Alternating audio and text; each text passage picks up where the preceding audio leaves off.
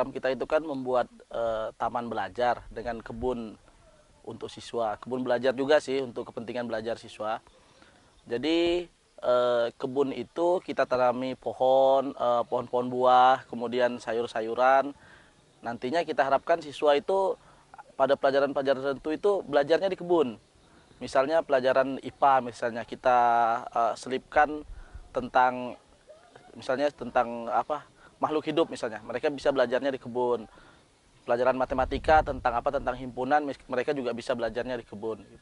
Kemudian untuk taman kita membuat kolam dengan tujuan ada gazebo-nya, jadi anak-anak bisa enak, bisa santai belajar segala macam. Nanti juga kita isi ikan nila, ikan emas dalam kolam itu juga.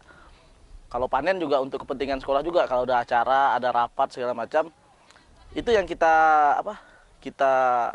gunakan itu. Jadi tidak terlalu mengambil dari keuangan sekolah, tapi dari hasil panen kebun, dari hasil kolam tadi itu bisa digunakan juga untuk kepentingan sekolah.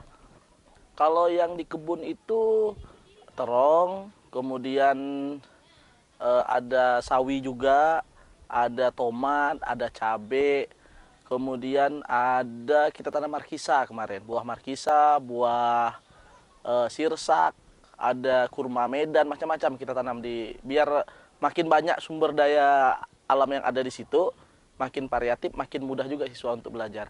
Kalau yang di kolam kita masukkan ikan nila kemarin, udah masuk nila ada sekitar 200 ekor kemarin kita masukkan. Mungkin minggu depan kita masukkan lagi ikan mas rencananya. Kalau kendala cuaca yang jelas. Cuaca kita ini kan kalau di Kalimantan ini kan perubahannya kadang-kadang cepat. Panas, kadang suhunya terlalu tinggi sehingga bibit-bibit yang udah kita semai segala macam itu mati biasanya. Kemudian ada juga hama-hama binatang kayak belalang, kayak semut misalnya. Kalau tumbuhan yang tidak tahan itu kan daunnya itu bolong-bolong kecil-kecil, akhirnya mati. Akhirnya kemarin kita seleksi itu tanaman yang bertahan agak lama kayak terong, kayak model cabai kita perbanyak. Kemudian tanaman yang sudah mati itu langsung kita buang seperti itu. Kalau untuk kolam kendalanya air. Air karena kolam kita ini kan kolam semen, bukan dari mata air. Jadi air yang mengalir ke kolam ini rencananya ke depannya kita membuat dongki. Jadi tidak memerlukan listrik biar airnya bisa mengalir terus dari sungai. Setelah melihat ada hasil panen terong kemarin kan, guru-gurunya pun semangat. Akhirnya ada sebagian guru, Pak, minta bibitnya, segala macam, mau nanam juga di rumahnya, mau coba juga sendiri. Ada keinginan untuk mulai mengikuti juga. Ada yang nanti Pak, biar kami 2-3 orang guru yang ngelola ikannya, ngasih umpan segala macam. Jadi dari guru semangatnya makin terasa gitu untuk ikut program ini. Kalau dari anak-anak, namanya anak-anak kalau melihat barang ini udah berhasil, juga semangat lagi. Malah mereka mulai mau menggarap tempat lain lagi, kan banyak juga halaman sekolah yang kosong.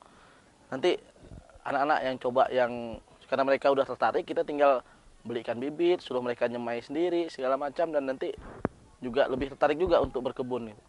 Kesan saya untuk kegiatan BYP ini, saya kira ini program yang sangat menarik lah.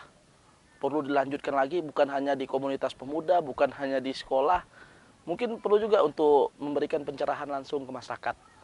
Misalnya di desa, di RT, atau di dusun. Sehingga bukan cuma anak muda, bukan cuma anak-anak sekolah, bukan cuma guru, tetapi masyarakat biasa juga tertarik dengan kegiatan BYP ini. Karena memang saya kira BYP ini luar biasa lah. Kita dapat ide, kita dapat pengetahuan, kita dapat ilmu baru, sehingga kita terapkan di sekolah dan sudah terbukti bisa menghasilkan. Mantap lah untuk BYP.